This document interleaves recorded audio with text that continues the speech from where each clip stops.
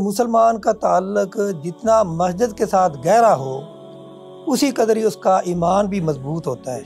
شیخ، روپڑی خاندان کی بڑی خدمات رہی ہیں دین کی ترویج و اشاعت میں، تو کوئی نمایاں کچھ ان کی جو خدمات میں سے کچھ ناظرین کے سامنے رکھیں؟ تدریسی خدمات دیکھنی ہے تو وہ حافظ عبداللہ محدث روپڑی کی، اور اگر ان کی تدریس کو دیکھنا ہے تو ان کے شاگرد مفتی جماعت مولانا محمد صدیق سرگودے والے، ان کو دیکھ لیں، اور اسی طرح حافظ ثناء اللہ مدنی رحمہ اللہ اور مولانا عبدالسلام کیلانی رحمہ اللہ، یہ ان کے نمایاں شاگردوں میں سے تھے جو ساری عمر تدریس کرتے رہے ہیں۔ شیخ، ہم دیکھتے آئے ہیں بچپن سے کہ آپ کا تعلق تو جماعت اہل حدیث سے ہے، لیکن آپ دوسری جماعتوں کو ساتھ لے کر چلتے ہیں۔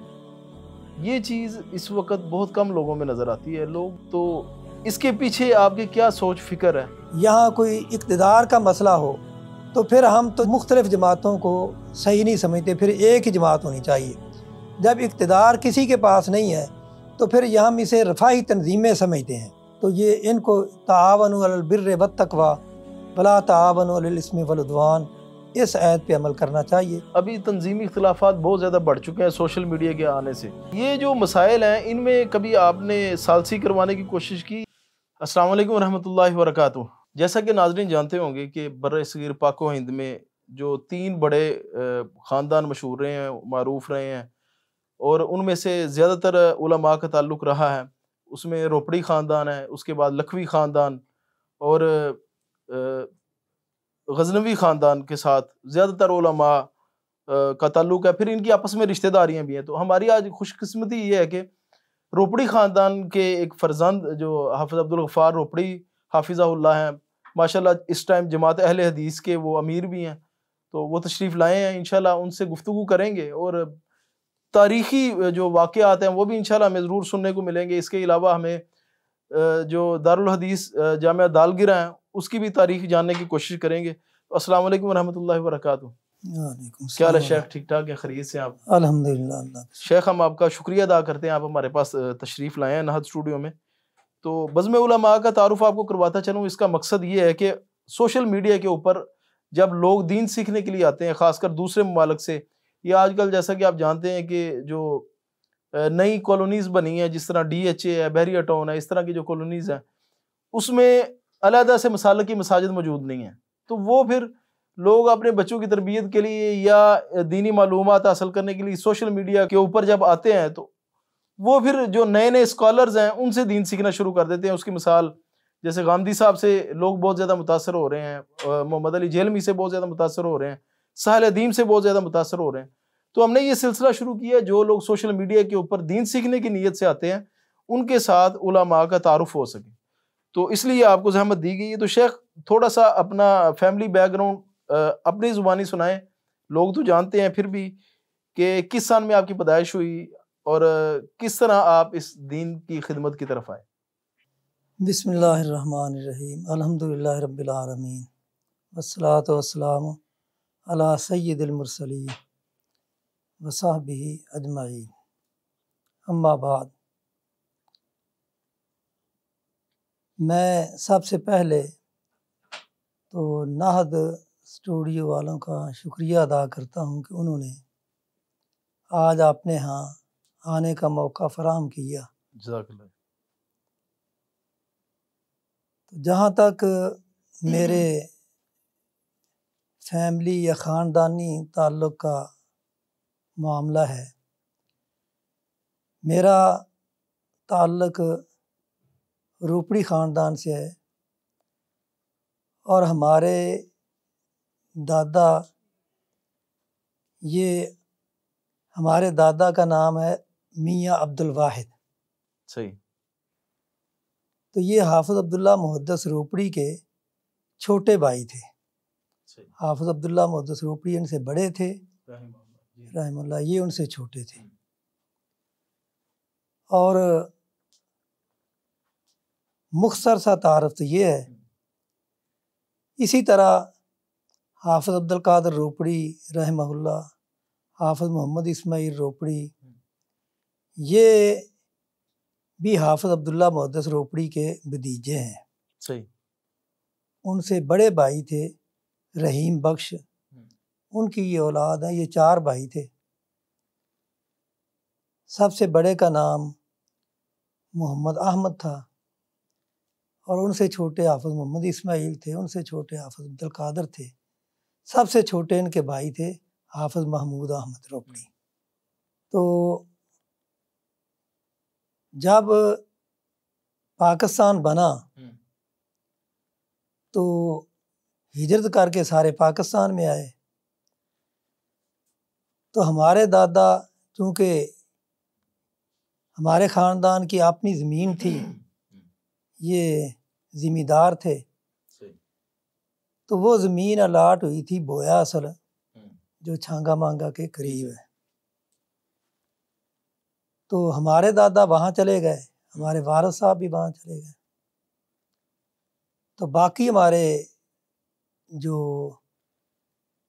ہمارے دادا کے بھائی تھے وہ لاہور میں آباد ہوئے، ان کی ساری اولاد بھی لاہور میں ہے. تو باقی ہمارے جو دوسرے عزیز و اقارب تھے وہ فیصل آباد جڑاں والا کے قریب چک نمبر 34 ہے، وہاں سارے آباد ہیں.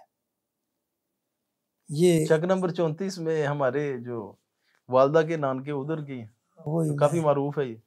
چک 34 نمبر چک اور 34 36 چک پھر علماء کا خاندان رہا ہے ادھر. اہل حدیثوں کا وہاں کافی اثر رسوخ تھا. اور یہ وہاں جو بیٹھے ہیں یہ سارے کمیر پوری ہیں. تو روپڑی خاندان میں اصل میں یہ کمیر پوری ہے. روپڑی اس وجہ سے مشہور ہوئے کہ حافظ عبداللہ محدث روپڑی جب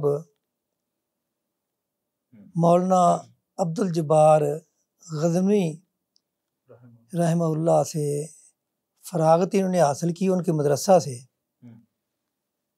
تو روپڑ کی جماعت کے لوگ ان کے پاس آئے، غزنوی صاحب کے پاس، کہ ہمیں کوئی ہونہار طالب علم یا ہونہار یعنی اچھا قابل استاد اور عالم دیں جو وہاں مسلک اہل حدیث کا کام کر سکے. تو ان کی نظر انتخاب جو ہے حافظ عبداللہ محدث روپڑی پہ پڑی، اور یہ پھر اپنے والد کی اجازت سے وہاں روپڑ چلے گئے. اور وہاں پھر انہوں نے مسلک کا دین کا اتنا کام کیا کہ روپڑ کے جو ارد گرد کے 40 گاؤں تھے وہ ان کی کوشش اور ان کے بھتیجوں کی مساعی کی وجہ سے سارے کے سارے اہل حدیث ہوئے. تو اسی وجہ سے یہ خاندان روپڑی کہلوانے لگا. اصل میں یہ کمیر پوری ہے. اچھا، پہلے کمیر پوری تھے، بعد میں پھر روپڑی ہو گئی. صحیح. تو شیخ آپ نے اپنی تعلیم کا آغاز کب سے کیا؟ پھر تاریخ پیدائش آپ نے جیسے پروگرام سے پہلے بتایا 1955 کی. تقریباً ہو سکتا ہے کہ 1 آدھ سال اوپر نیچے بھی اس ہو، وقت تو اتنی ایکوریسی نہیں ہوتی، لیکن جہاں تک مجھے یاد ہے وہ یہی ہے میری تاریخ پیدائش 1900. تو یہ بوئے اصل کی تھی؟ ہاں، بوئے اصل کی. تو پھر بنیادی تعلیم آپ نے اسکول سے شروع کی؟ بنیادی تعلیم اسکول سے میں نے صرف 3 جماعتیں پڑھی ہیں. اچھا، صحیح. 3 کلاسیں جب پڑھی تھی تو ہمارے والد چونکہ ایک حادثے میں شہید ہو گئے تھے. اچھا. تو ہمارے دادا نے پھر یہی سوچا کہ میں نے اپنے پوتوں کو دین کی تعلیم دینی ہے. صحیح. حالانکہ جو ہمارے ٹیچر تھے انہوں نے ان کو مشورہ دیا کہ ان کو آپ کم از کم مڈل کروا لیں. صحیح. لیکن ہمارے دادا چونکہ ان کا تعلق دینی گھرانے سے تھا، اس لیے انہوں نے ان کی رائے کو فوقیت نہ دی. تو مجھے اور میرے بڑے بھائی تھے حافظ عبدالرزاق، ان دونوں کو وہاں سے اٹھایا. پہلے تو گاؤں میں ہی ایک مدرسہ تھا، وہیں پھر اس کے بعد وہ مدرسہ مکمل طور پہ جماعت کے ساتھ اختلاف ہوا. مولانا محمد صدیق صاحب تھے، وہ مدرسہ لے کے شام کوٹ شیخہ میں آ گئے. اچھا. تو ہم چھوٹے چھوٹے تھے، تو ہمیں بھی ہمارے دادا نے ان کے ساتھ ہی بھیج دیا وہاں۔ لیکن اتفاق ایسا ہوا کہ وہ وہاں مدرسہ کوئی زیادہ دیر نہ چل سکا، پھر ہم بھی وہاں سے آ گئے۔ تو 1965 کی بات ہے، مجھے یہ یاد ہے کہ جب 1965 کی جنگ شروع ہوئی ہے، اس وقت ہم کوٹ رادا کشن مولانا عبد القدوس گرگامی کا مدرسہ تھا، دارالحدیث محمدیہ، اس میں ہم زیر تعلیم تھے اس وقت۔ میں نے 25 پارے وہاں حفظ کیے تھے۔ اس کے بعد پھر ہمارے گاؤں کے استاد سے قاری محمد صدیق، وہ میر محمد میں پڑھاتے تھے، پھر ہم ان کے پاس آ گئے۔ باقی جو تھے وہ میر محمد میں حفظ کیے۔ اس کے بعد آپ نے پھر درس نظامی؟ ہاں، وہاں پھر جب وہاں سے فارغ ہوئے تو ہمارے پہلے استاد تھے، لکھوی خاندان کے تھے، حبیب الرحمان لکھوی۔ یہ حافظ یحییٰ صاحب کے پاس ہی رہتے تھے۔ تو ہم نے جو سرح میر ناہ میر ہیں، یہ ان سے پڑھی تھی۔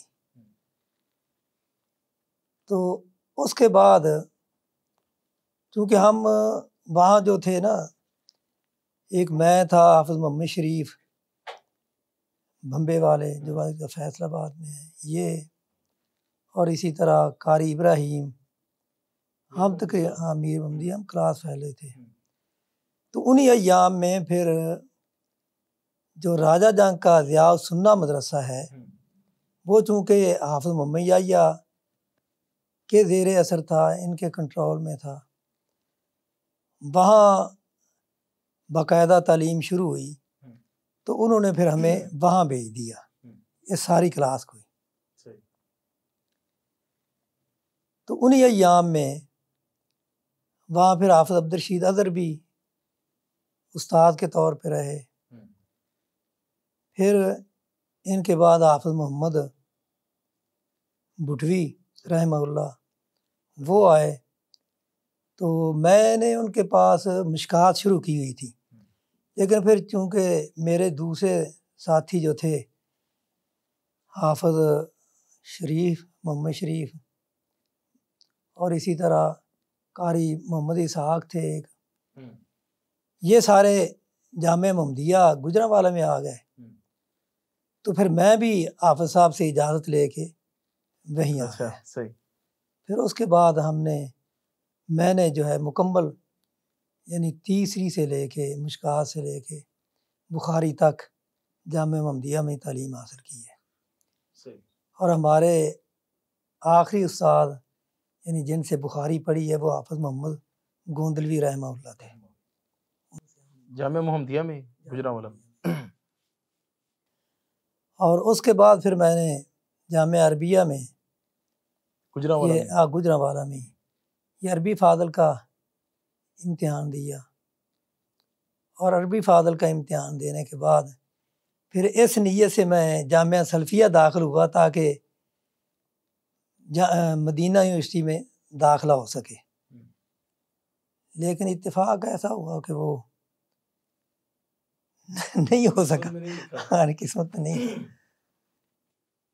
شیخ ابھی آپ نے ذکر کیا شیخ عبدالرشید اظہر رحمہ اللہ کا، ان سے آپ نے کون کون سی کتابیں پڑھی اور ان کا اسلوب کیا تھا پڑھائی کا؟ اصل میں اس وقت تو ہماری ابتدائی کلاسیں تھیں، سمجھ لیں کہ دوسری کلاس میں ہم پڑھتے تھے، تو علم و سیغہ ان سے پڑھا تھا میں نے، علم و سیغہ ان سے پڑھا تھا۔ تو چونکہ وہ استاد ابتدائی تھے، وہ بھی ابھی انہوں نے بھی پڑھائی، ابتدائی کلاس تھی ان کی بھی، پہلا سال ہی تھا پڑھائی، تدریس انہوں نے بھی شروع کی، تدریس انہوں نے بھی شروع کی تھی، لیکن تھے وہ ذہین ماشاءاللہ۔ تو اس لیے میرے تو شیخ ثناء اللہ مدنی رحمہ اللہ کے پاس بھی آپ پڑھتے رہے ہیں؟ ثناء اللہ مدنی صاحب کے ساتھ خاندانی مراسم بھی تھے؟ وہ تو مراسم تو تھے خاندانی، لیکن ان کے ساتھ جو شاگرد کا تعلق ہے وہ جامعہ سلفیہ میں قائم ہوا تھا، فیصل آباد میں۔ جب جامعہ سلفیہ میں گیا، آخری سال ایک لگایا تھا میں نے، اس وقت وہاں شیخ الحدیث سے مولانا محمد صدیق کرپالوی رحمہ اللہ بخاری ہم نے ان سے پڑھی، صحیح. اور یہ اس وقت پڑھاتے تھے عقیدہ، شرح عقیدہ طحاویہ. شرح عقیدہ طحاویہ ہم نے ان سے پڑھی. صحیح. اس کے بعد شیخ آپ نے بھی تدریس کا آغاز کب سے کیا؟ جب میں 1981 میں غالباً یہاں سے فارغ ہوا، یا 80 یا 81، جامعہ سلفیہ سے. تو پھر اس وقت چونکہ جب آدمی ایک طالب علم کسی مدرسے سے فارغ ہوتا ہے، اس وقت اس کی تمنا یہ ہوتی ہے کہ کہیں اب کوئی نہ کوئی، والدین کی بھی یہ تمنا ہوتی ہے کہ اب یہ کما کے دے ہمیں کوئی. تو پھر یہاں اور تو کوئی سلسلہ مجھے نظر نہیں آیا. تو حافظ عبد الرحمن مدنی کے بڑے بھائی حافظ عبداللہ روپڑی رحمہ اللہ، یہ کراچی میں ہوتے تھے، ان کی دکان تھی پیپ کی. تو رمضان کے ایام شروع ہونے والے تھے، تو مجھے یہاں ایک ہوتے تھے صابر صاحب، انہوں نے مشورہ دیا بھی آپ ایسا کریں، رمضان تو آپ نے سنانا ہی ہے تو آپ وہاں چلے جائیں. صحیح. ان کی وہاں مسجد بھی ہے، وہاں آپ قرآن بھی سنوا لیں گے. تو میں وہ ایڈریس لے کے تو وہاں چلا گیا. تو خیر جب ان سے ملا تو رمضان قریب تھا، میں نے قرآن جی سنانے کی بھی بات کی. تو اسی مسجد میں میں نے پھر قرآن جی بھی سنایا رمضان میں. تو رمضان کے بعد وہ مجھے کہنے لگے کہ میرے بچے ہیں یہ حفظ کرتے ہیں، تو بجائے اس کے کہ کسی کو رکھیں آپ ان کو حفظ کروائیں. اچھا. پھر میں نے وہاں ان کو حفظ کروانا شروع کر دیا. تو کچھ عرصے بعد، یعنی وہ ان کی رہائش تھی وہاں بہار کالونی میں، وہ بہار سے پھر چلے گئے گلشن اقبال میں. تو میں وہاں بہار میں ہی رہا کیونکہ میرے پاس وہ مسجد کی امامت بھی تھی. تو انہی دنوں میں میں ان کے گودام میں بھی انچارج تھا، لیکن گودام کی ڈیوٹی شروع ہوتی تھی کوئی تقریباً 12 بجے کے بعد. انہی ایام میں کراچی میں کوٹ روڈ جو بہت مشہور مسجد ہے، وہاں مدرسہ شروع ہوا تھا، اور وہاں کے شیخ الحدیث سے صادق خلیل صاحب، مولانا محمد صادق خلیل، ان کو استاد کی ضرورت تھی. تو میں نے اپنے چچا سے اجازت لی کہ میں 12 بجے تک فارغ ہی ہوتا ہوں، تو مجھے آپ اجازت دیں میں وہاں تدریس کر لوں. انہوں نے خیر اجازت دے دی. وہاں سے میں نے اصل تدریس شروع کی تھی. تو تب اس وقت یہ دالگیرہ والا مدرسہ نہیں تھا؟ مدرسہ تو تھا یہاں، لیکن یہاں صرف حفظ کا ہی انتظام تھا. تو یا معمولی سا یہاں ایک استاد مولانا عبداللطیف ہوتے تھے، وہ پڑھاتے تھے. تو شیخ جامعہ یہ جو چوک دالگیرہ والا جامعہ ہے، اس کی کیا تاریخ ہے؟ یہ کب بنا اور اس میں پھر اصل کون میں کون سی یہ شخصیات رہیں؟ 1914 سے روپڑ سے شروع ہوا ہے. یہ پہلے ادھر روپڑ میں ہوتا تھا؟ پہلے روپڑ میں تھا. حافظ عبداللہ محدث روپڑی میں نے وہاں شروع کیا تھا، اور اسی جامعہ کے ہی طلباء تھے حافظ محمد حسین روپڑی، حافظ عبداللہ بہاولپوری کے والد تھے، ان کو دگری والا کہتے تھے، نام اب میرے ذہن میں نہیں ہے ان کا. تو یہ وہاں ان کے شاگرد تھے. حافظ عبدالقادر روپڑی بھی وہاں پڑھے، حافظ اسماعیل روپڑی یہ بھی اسی مدرسہ کے فارغ ہیں. تو جب پاکستان بنا تو ہجرت کر کے لاہور میں آئے، تو پھر 1948 میں یہ یہاں کام شروع ہو گیا تھا. وہ ادھر شفٹ کر دیا، وہ سارا ادھر شفٹ ہو گیا تھا. تو ابھی آپ ادھر پڑھا رہے ہیں؟ تو اصل میں یہ تھا کہ جب میں فارغ ہوا تھا نا، تو میرا خیال یہ تھا کہ یہاں میں کام کروں دالگیرہ میں. دالگیرہ میں.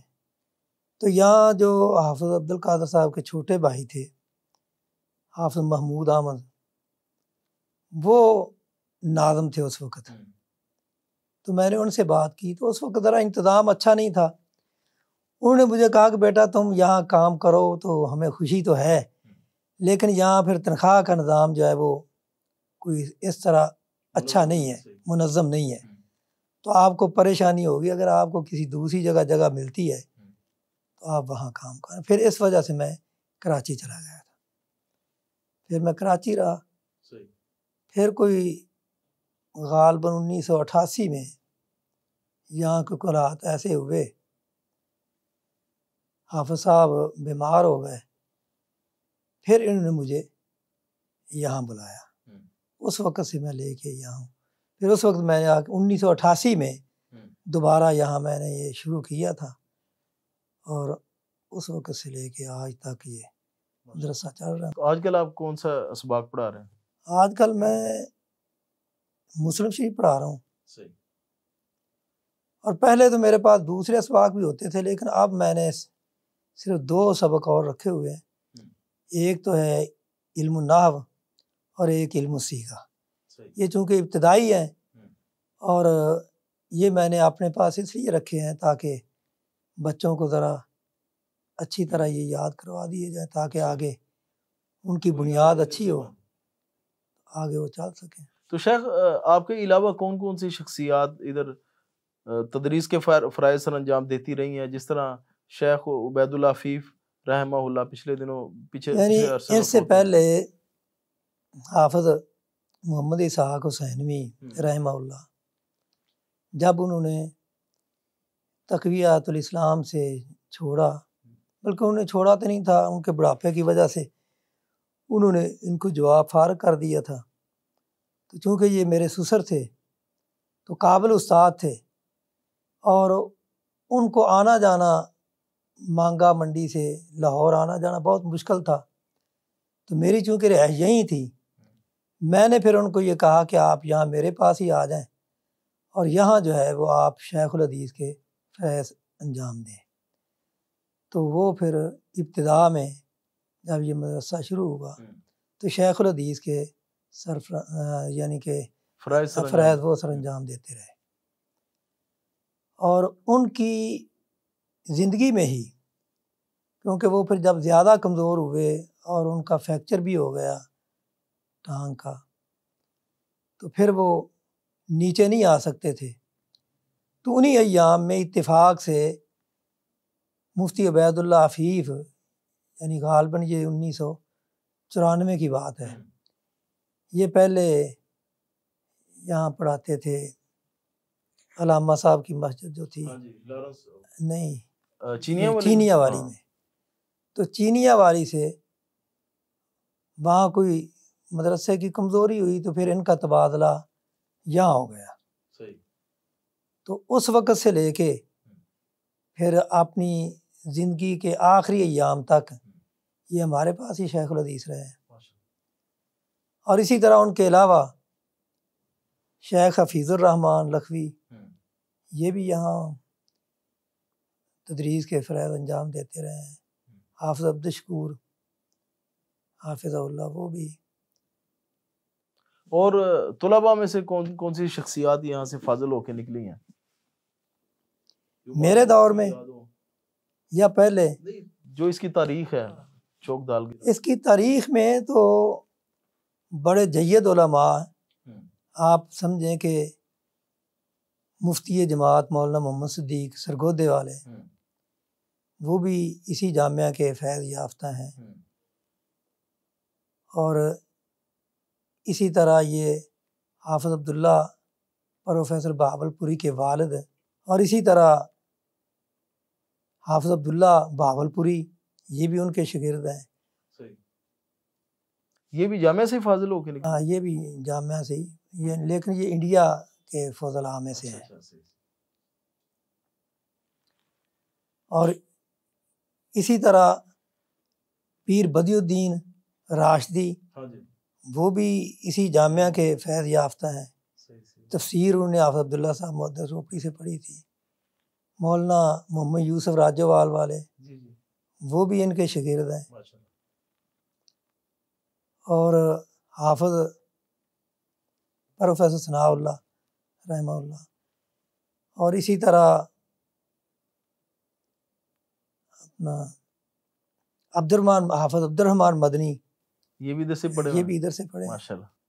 حافظ عبد الوحید روپڑی ان کے چھوٹے بھائی، وہ بھی یہاں سے پڑھے ہیں۔ حافظ مقبول حافظ ثناء اللہ مدنی کے چچا زاد بھائی تھے، شارجہ میں وہ رہے ہیں جب تک زندہ رہے ہیں۔ اسی طرح حافظ عبدالسلام کیلانی، مولانا عبدالسلام کیلانی، یہ بھی حافظ عبداللہ کے شاگرد۔ اور ان کے علاوہ جو میرے دور میں ہے، ان میں سے جو مشہور ہیں وہ تو آج کل شاید آپ نے حفیظ اللہ بلوچ کا نام سنا ہوگا، ایک وہ حافظ عابد روپڑی، یہ بھی یہاں کے فاضل ہیں، یہیں سے فاضل ہیں۔ اور عبدالرؤف ربانی سیالکوٹ میں وہ خطیب ہیں۔ اور اسی طرح کچھ پروفیسر بھی ہیں جو یہاں سے فارغ ہوئے ہیں، ان میں ایک حافظ عثمان ہے، عثمان ظہیر، جو پنجاب کالج میں پروفیسر ہیں اسلامیات کے، وہ بھی یہاں کے فارغ ہیں۔ شیخ، جماعت اہل حدیث کے آپ ماشاءاللہ امیر ہیں اس وقت، تو اس وقت اس کی کیا تنظیم کا ڈھانچہ کیا ہے؟ کون کون سے علاقوں میں اس کا نظم قائم ہے؟ پورے پاکستان میں ہے یا صرف پنجاب میں ہے؟ تو اس سے پہلے بلکہ مجھے بتائیں کہ اس کی تاریخ کیا ہے اور اس کے بانیان میں کون کون سی شخصیات شامل رہی ہیں؟ جماعت اہل حدیث کا ابتدا جو ہوئی ہے وہ انجمن تنظیم اہل حدیث کے نام سے ہوئی تھی۔ اچھا، صحیح۔ اور پھر وہیں اس کا نام جماعت اہل حدیث ہوا۔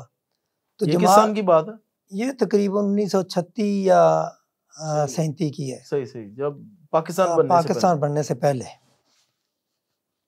تو اس کے پہلے امیر سید محمد شریف گڑیالوی رحمہ اللہ ہے، جو کہ بنیادی طور پہ تو پٹواری تھے، لیکن اتنے متقی تھے کہ ایک دفعہ ایک انگریز نے کسی بات پہ ان کا امتحان لیا، یعنی آزمائش کی، تو انہوں نے کہا کہ تم مجھے رشوت لینے کی کہتے ہو تو حرام کی کمائی تو میرا گھوڑا بھی نہیں کھاتا، اگر تم نے تجربہ کرنا ہے تو تجربہ کر کے دیکھ لو۔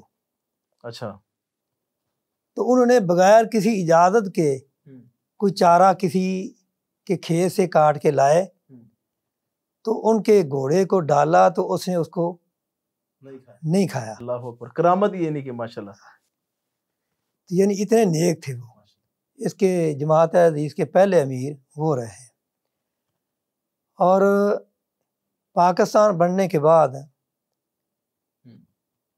پھر دوبارہ اس کا جب بنیاد رکھی گئی تو اس کے پہلے امیر تھے مولانا معین الدین لکھوی کے بڑے بھائی مولانا محی الدین لکھوی، مولانا محی الدین لکھوی رحمہ اللہ، یہ جماعت کے امیر رہے ہیں۔ اور ان کے بعد پھر حافظ محمد گوندلوی رحمہ اللہ بھی، یہ غالباً 65 اور 70 کے درمیان میں یہ بھی جماعت اہل حدیث کے امیر رہے ہیں۔ یعنی کہ ان کا بھی تنظیم سے تعلق رہا ہے، عموماً ان کا ذکر ملتا ہے تدریس کے حوالے سے اور یہ سارے معاملات کے حوالے سے، نہیں ان کا تعلق رہا ہے، جماعت اہل حدیث کے امیر رہے ہیں وہ۔ اور پھر وہ ایک الگ داستان ہے کہ وہ کس طرح مرکزی جمعیت میں گئے۔ اچھا، وہ بس ایک کہہ لو کہ جس طرح داؤ پیچ ہوتے ہیں نا، ان داؤ پیچ سے سیاسی جو جو مذہبی جماعتوں میں بھی آ گئے ہیں، وہ ان کو پھر جمعیت کی طرف لے جایا گیا ہے۔ بہر بنیادی طور پہ وہ جماعت اہل حدیث کے ہی امیر تھے۔ اور ان کے بعد پھر حافظ عبدالقادر روپڑی رحمہ اللہ، یہ جماعت اہل حدیث کے امیر رہے ہیں۔ جب وہ بیمار ہوئے تو پھر مولانا محمد حسین شیخو پوری جماعت اہل حدیث کے رحمہ اللہ وہ امیر رہے۔ تو 2004 میں جب انہوں نے اچانک ہی اپنے بیٹے کے اکسانے پہ، عطاء الرحمن کے اکسانے پہ جب جماعت کو چھوڑا، تو پھر جماعت کی شورا نے اس وقت بجائے اس کے انہوں نے فیصلہ کیا کہ ہم کسی اور کو امیر بنائیں، انہوں نے پھر میرا ہی انتخاب کیا کہ آپ یہ ذمہ داری اٹھائیں، تاکہ ہمیں یہ فکر نہ رہے کہ ہمارے امیر کو کوئی اغوا کر کے لے جائے گا۔ پھر اس وقت سے لے کے میں ہی امیر ہوں اللہ کے فضل۔ شیخ اس کا نظم پورے پاکستان میں ہے یا تقریباً اس کا نظم جو ہے وہ چاہے تھوڑا ہے یا زیادہ ہے پورے پاکستان میں۔ اچھا صحیح، زبردست۔ ہمارے KPK میں بھی ناظم اور امیر ہیں، اور اسی طرح بلوچستان میں بھی ہیں، اسی طرح سندھ میں بھی ہیں۔ تو پنجاب کا نظم بہرحال یہ زیادہ ہے، دوسرے صوبوں کا پنجاب زرخیز ہے اس حوالے سے، وسائل زیادہ ہیں۔ دوسرے صوبوں کا نظم کمزور ہے، لیکن نظم چاروں صوبوں میں ہے، کشمیر بلکہ 5 صوبے کشمیر میں بھی ہے۔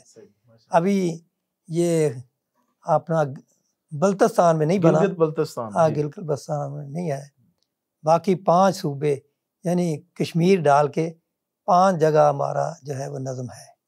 تو شیخ آپ کیا سمجھتے ہیں نوجوان، اکثر میں جن لوگوں کا یا جن علماء کا تنظیمات سے تعلق رہتا ہے ان سے میں یہ سوال پوچھ لیتا ہوتا ہوں کہ نوجوانوں کو تنظیمات جوائن کرنی چاہیے اپنی تعلیم مکمل ہونے کے بعد یا درمیان میں کرنی چاہیے؟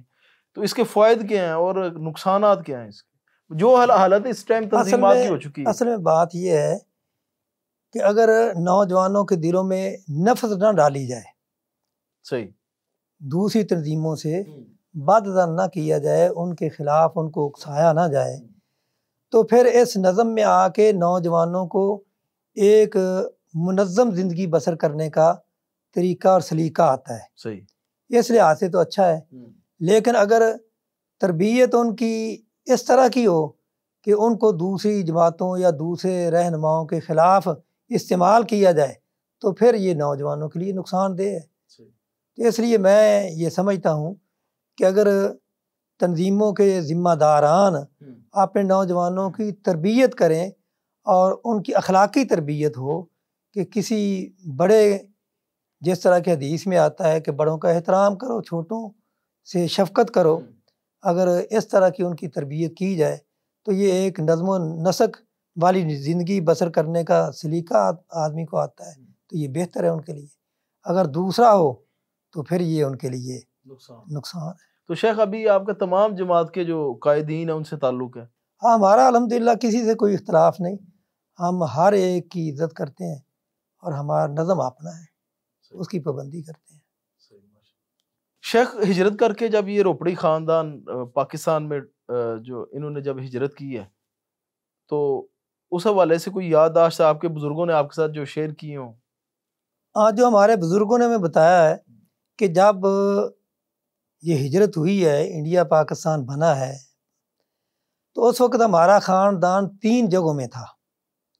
صحیح، کچھ روپڑ میں تھے، کچھ امرتسر میں تھے اور کچھ کمیر پور میں تھے۔ صحیح، کمیر پور چونکہ یہ ادھر سے یہ جو ہے نا ناروال کا علاقہ، نارنگ منڈی، یہاں سے بالکل وہ قریب ہے۔ صحیح، کمیر پور کے درمیان اور ادھر پاکستان کے درمیان دریا کا ہی فاصلہ ہے، صحیح، دریائے راوی کا۔ دریائے راوی کا۔ تو یہ جو تھے لوگ، یہ تو وہاں سے آسانی سے اپنا ہجرت کر کے آ گئے۔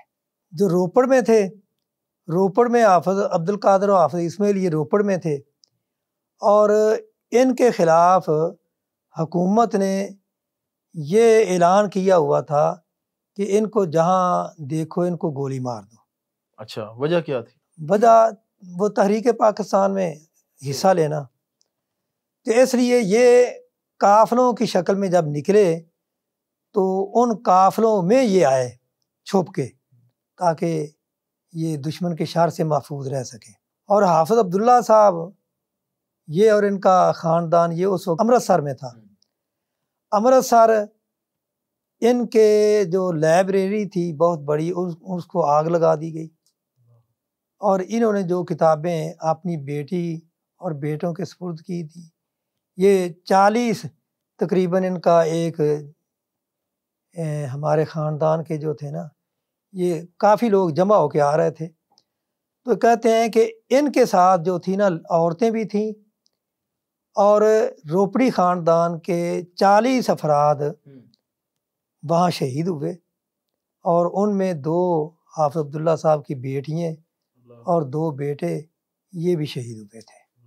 اور اسی قافلے میں، اسی غدر میں، وہ جو ان کی بخاری کی شرح تھی وہ اس کا مسودہ بھی اسی میں ضائع ہوا۔ یہ تھی داستان ہجرت کی۔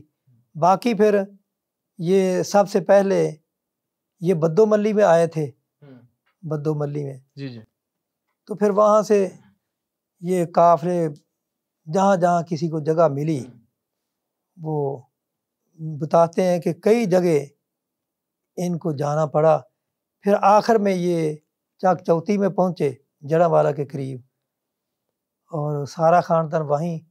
پھر ہمیں جو زمین ملی وہ بویا اصل میں ملی تھی، اس لیے ہمارے تمام جو دادا ان کے بھائی تھے ان کی زمین یہاں الاٹ ہوئی، اس لیے ہم یہاں آ گئے۔ یہ تھی مختصر سی داستان ہجرت کی۔ بہرحال روپڑی خاندان کو ہجرت میں کافی نقصان اٹھانا پڑا، اور بڑی قربانیاں دی ہیں پاکستان کے لیے، اور یہی وجہ ہے کہ جب حافظ عبد القادر روپڑی قیام پاکستان کا تذکرہ کیا کرتے تھے تو ان کی آنکھیں نم ہو جاتی تھی۔ تو شیخ یہ ایک پروپیگنڈا جو کیا جاتا ہے کہ جو اہل حدیث علماء کرام ہیں یہ تحریک پاکستان کا ساتھ نہیں انہوں نے دیا اور اس کے خلاف تھے، بلکہ نہیں، یہ سب غلط ہے، کیونکہ مولانا داود غزنوی رحمہ اللہ وہ بھی اہل حدیث تھے، وہ مسلم لیگ کے صدر بھی رہے ہیں۔ حافظ عبد القادر روپڑی ضلع امبالہ کے صدر تھے مسلم لیگ کے، اور انہوں نے وہاں اتنا کام کیا تحریک پاکستان میں کہ اس پورے علاقے میں جب الیکشن ہوئے تھے تو مسلم لیگ کے خلاف صرف 1 ووٹ پڑا تھا، باقی سارے جتنے ووٹ تھے وہ سارے مسلم لیگ کو پڑے تھے۔ وہ بھی جو مخالف امیدوار تھا اس کا اپنا ہی ہوگا، ہو سکتا ہے وہ اس کا ہی ہو۔ شیخ سننے میں آتا ہے کہ سعودی حکومت کی معاونت کے لیے روپڑی خاندان کی بڑی خدمات رہی ہیں، انہوں نے ادھر سے فنڈ وغیرہ اکٹھا کر کے ان کو بھیجتے تھے تاکہ وہ مضبوط ہو سکیں، اور باقاعدہ رسالوں میں بھی کچھ چیزیں ان کی اپیلیں دیکھنے کو اصل ملتی ہیں۔ میں روپڑی خاندان نے جو سعودی گورنمنٹ کے لیے کام کیا ہے، اصل کام یہ ہے کہ جب سعودی عرب سے تیل نکلا ہے اس وقت سعودی عرب نے جب تیل کنی کے لیے یعنی کان کنی کے لیے امریکہ سے معاہدہ کیا تھا، تو انڈیا ہندوستان کے علماء بشمول اہل حدیث ان سب نے اس کی مخالفت کی تھی۔ واحد حافظ عبداللہ محدث روپڑی تھے جنہوں نے اس معاہدے کے حق میں فتویٰ بھی دیا اور تقریری طور پہ ان کی حمایت کی، اور اس کا اعتراف شاہ عبدالعزیز جو بانی تھے سعودی حکومت کے، انہوں نے اس کا اعتراف بھی کیا۔ اور پھر ایسے حالات بھی آئے کہ سعودی عرب کی مالی اقتصادی حالت اچھی نہیں تھی، حج سے پہلے نہر زبیدہ کی کھدائی کی جاتی تھی، صحیح، تو اس وقت ان کے پاس اتنا پیسہ نہیں تھا کہ اس نہر زبیدہ کی کھدائی کر سکیں، یعنی اس کی صفائی کر سکیں، کھدائی تو ہو چکی تھی پہلے، اس کی صفائی کر سکیں۔ تو اس وقت حافظ عبداللہ محدث روپڑی حج کے وفد میں یہ سعودیہ گئے ہوئے تھے، شاہ عبدالعزیز نے ان سے تذکرہ کیا تو انہوں نے وہاں فنڈ اکٹھا کر کے اس وقت اس گورنمنٹ کو دیا تھا زبیدہ نہر کی صفائی کے لیے، یعنی یہ مدد بھی انہوں نے مالی طور پہ بھی انہوں نے مدد کی، اور آج تک جماعت اہل حدیث نے سعودیہ سے کوئی مالی مدد حاصل نہیں کی۔ اور اس وقت انہوں نے ان کی مدد کی تھی، یہ اللہ کا فضل ہے۔ تو انہوں نے آپ کی یہ جو کاوش ہے اس کو یاد رکھا؟ یاد رکھا، ان کی حافظ عبداللہ محدث روپڑی کی زندگی تک، حافظ عبد القادر رحمہ اللہ کی زندگی تک، تو انہوں نے یاد رکھا ہے اس کو۔ اچھا شیخ، ابھی تو رسائل کا دور نہیں ہے، سوشل میڈیا کا دور ہے، جو آپ کے ادارے کی طرف سے ایک رسالہ چھپتا رہا ہے تنظیم اہل حدیث، وہ ابھی بھی چھپ رہا ہے؟ ہاں، وہ شائع ہو رہا ہے ابھی بھی۔ اچھا، تو کتنی تعداد میں شائع ہو رہا ہے؟ اور اس کی تعداد تو اصل میں اس کی تھوڑی ہے، کیونکہ اس کی وجہ یہ ہے کہ ان دینی رسالوں کی تعداد بڑھتی ہے، کوئی ایک اسپیشل آدمی ہو جو لوگوں کو مارکیٹنگ کرے۔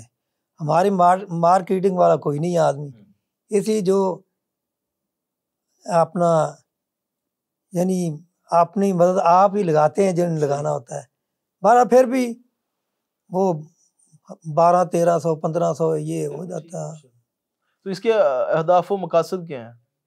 اس کے اہداف و مقاصد تو سب سے بڑا مقصد تو یہی ہے کہ خالص اسلام لوگوں تک پہنچایا جائے، اور جو خالص مذہب مسلک اہل حدیث ہے اس کی پرچار کی جائے، نبی علیہ السلام کی جو خالص سنت ہے، جو اصل دین ہے، وہ لوگوں تک پہنچایا جائے، یہی اس کا مقصد۔ شیخ، روپڑی خاندان کی بڑی خدمات رہی ہیں دین کی ترویج و اشاعت میں، تو کوئی نمایاں کچھ چند ان کی جو خدمات میں سے کچھ ناظرین کے سامنے رکھیں۔ اصل میں ان کی تین قسم کی خدمات ہیں۔ ایک تو تدریسی خدمات ہیں، تدریسی خدمات دیکھنی ہے تو وہ حافظ عبداللہ محدث روپڑی کی، اور اگر ان کی تدریس کو دیکھنا ہے تو ان کے شاگرد مفتی جماعت مولانا محمد صدیق سرگودے والے، ان کو دیکھ لیں، اور اسی طرح حافظ ثناء اللہ مدنی رحمہ اللہ، اور مولانا عبدالسلام کیلانی رحمہ اللہ، یہ ان کے نمایاں شاگردوں میں سے تھے جو ساری عمر تدریس کرتے رہے ہیں، اور آگے پھر ان کی یعنی آپ ایسا سمجھیں کہ جتنے پاکستان میں علماء ہیں ان میں سے اکثریت یا تو ان کی ڈائریکٹ شاگرد ہے، اگر ڈائریکٹ نہیں تو انڈائریکٹ ضرور ہے۔ شیخ، ہم بچپن سے دیکھتے ہیں، باقی دوسری خدمات جو ہے وہ ایک مناظرے کے ذریعے، جس طرح کسی وقت میں مولانا ثناء اللہ امرتسری رحمہ اللہ وہ جماعت کے مناظر تھے، تو ان کے بعد مولانا ثناء اللہ رحمہ اللہ کی زبانی کہ میرے بعد میرا خلا حافظ عبد القادر روپڑی پورا کرے گا، ماشاءاللہ، اور پھر ماشاءاللہ انہوں نے وہ خلا پورا کیا بھی۔ ہر میدان میں اگر ان کی خدمات دیکھنی ہے تو سرگودے کے علاقے میں چلے جائیں، اور اسی طرح یہ جو جنوبی پنجاب ہے اس علاقے میں چلے جائیں تو آپ کو پتہ چلے گا، لوگ بتائیں گے کہ ان کے مناظرے اور ان کی تقاریر، ان کا کتنا اثر ہے یہاں۔ آپ کا سفر کرنے کا اتفاق ہوا کبھی ان کے ساتھ کسی مناظرے کا؟ اصل میں نے تو ایک شاہ کوٹ والا مناظرہ سنا تھا، کیونکہ اس وقت ہم پڑھتے تھے جامعہ سلفیہ میں، تو یہ چونکہ شاہ کوٹ وہاں سے قریب تھا تو اس وقت آئے تھے۔ یہ امین اکاڑوی کے ساتھ مناظرہ تھا کئی مسائل پہ۔ شیخ، ہم دیکھتے ہیں بچپن سے کہ آپ کا تعلق تو جماعت اہل حدیث سے ہے، لیکن آپ دوسری جماعتوں کو ساتھ لے کر چلتے ہیں۔ یہ چیز اس وقت بہت کم لوگوں میں نظر آتی ہے، لوگ مذہبی طبقہ ایک دوسرے کے ساتھ بیٹھ کے راضی نہیں ہے، تو اس کے پیچھے آپ کے کیا سوچ فکر ہے، اور دوسروں کو آپ کیا اس حوالے سے ترغیب دینا چاہیں گے؟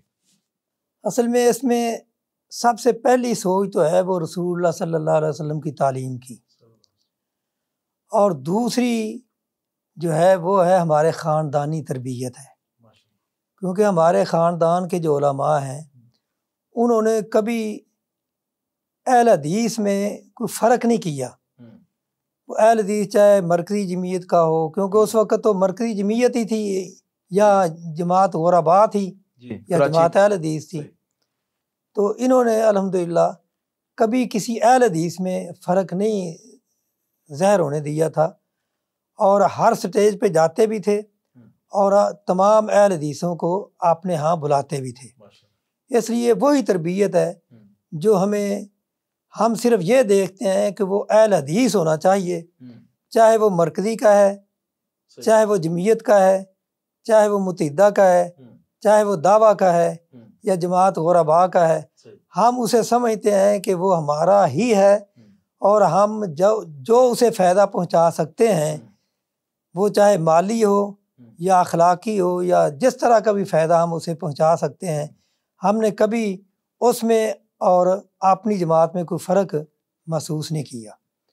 تو ہم یہی دوسرے اہل حدیث جماعتوں کو بھی یہی ایک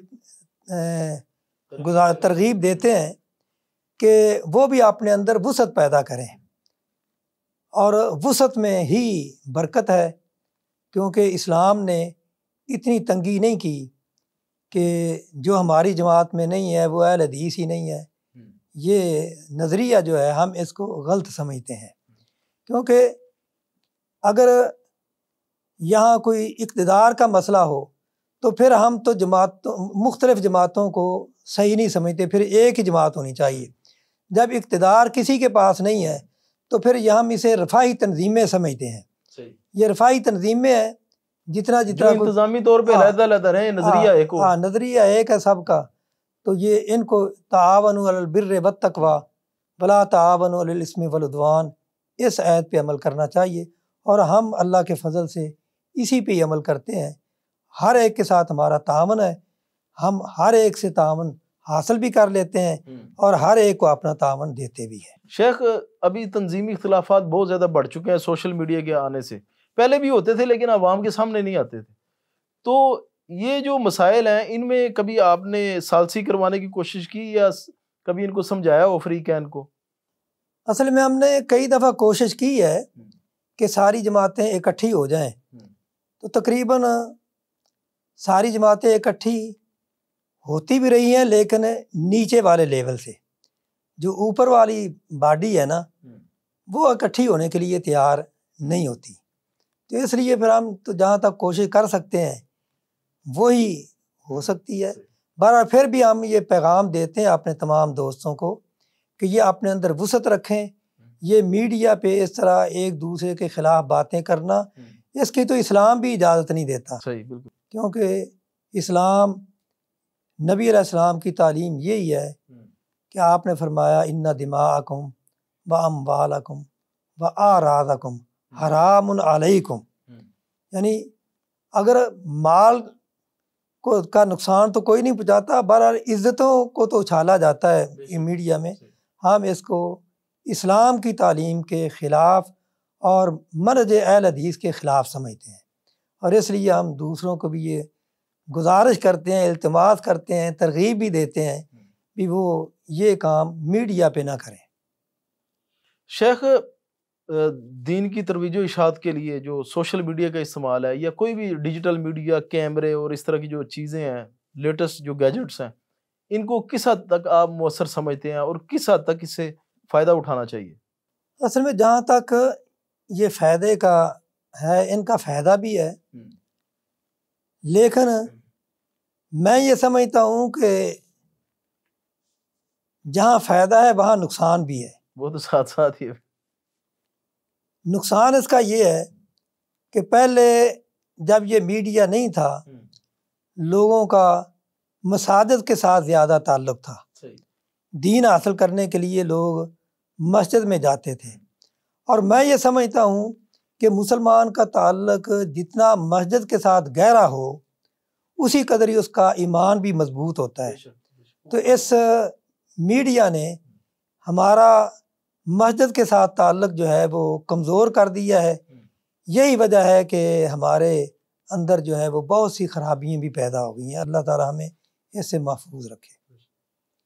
شیخ عبداللہ محدث روپڑی رحمہ اللہ کی بہت زیادہ خدمات رہی ہیں، تو ان کی کچھ یادداشتیں آپ کے جو ذہن میں ہیں وہ ہمارے ساتھ شیئر کریں آپ، تاکہ ہم فائدہ اٹھا سکیں، ہمارے ناظرین فائدہ اٹھا سکیں ان سے۔ اصل میں بات یہ ہے کہ انسان جب فائدہ اسی وقت ہی کوئی حاصل کرتا ہے جب شعور کی حالت میں ان سے ملاقات ہو. لیکن جب ان کی وفات ہوئی ہے ہماری اس وقت ایسا ہی سمجھیں کہ شعور کی عمر ہی نہیں تھی. اس لیے میں نے ذاتی طور پہ اگرچہ وہ ہمارے دادا کے سکے بھائی تھے میں نے شاید 2 یا 3 مرتبہ ہی ان کو دیکھا ہے بچپن میں. تو اس لیے ان کی باتیں جو بعد میں سنتے رہے ہیں وہ تو ہیں کہ وہ انہوں نے حدیث پہ بہت زیادہ کام کیا. یعنی انڈیا پاکستان بننے سے پہلے تقریباً انہوں نے بخاری کی مکمل شرح بھی لکھی تھی اور وہ آپ نے اپنی بیٹی کے حوالے کی ہجرت کے دوران کہ یہ مسودے تم سنبھال کے لے جاؤ. صحیح. لیکن اتفاق ایسا ہوا کہ وہ بیٹی بھی شہید ہو گئی. اللہ. اس کا انہیں صدمہ بھی بہت. وہ حافظ جوید صاحب یہی بتایا کرتے تھے کہ جب اس کا تذکرہ ان کے سامنے ہوتا تو ان کے آنسو آ جاتے تھے. تو شیخ ابھی آپ کی اولاد بھی اس انہوں نے دین پڑھا ہے یا اس طرف آئی ہے؟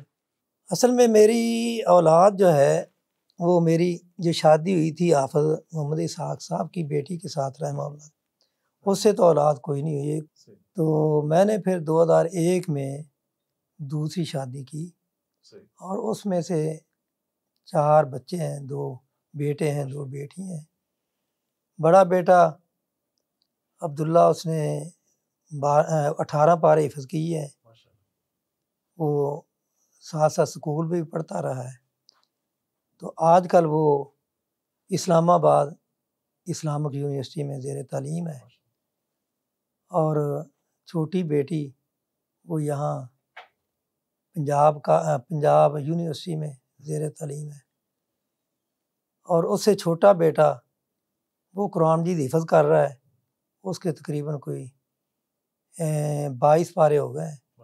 امید ہے انشاءاللہ اس رمضان تک یا پھر رمضان کے کوئی مہینہ بعد وہ حفظ مکمل کر لے گا اور انشاءاللہ وہ ان کا ذہن ہے وہ دین کا ہی کام کریں گے انشاءاللہ. امید تو یہی ہے, کوشش بھی ہے اور اللہ سے دعا بھی کرتے ہیں. جزاک اللہ شیخ, بڑی اچھی گفتگو رہی آپ کے ساتھ. اللہ اس کو اور ہمارے لیے بھی اور ناظرین کے لیے بھی مفید بنائے اور اس کو سبب بنائے کہ لوگ دین کی طرف آئیں اور سیکھیں اس کو اور آگے اس کی تبلیغ بھی کریں.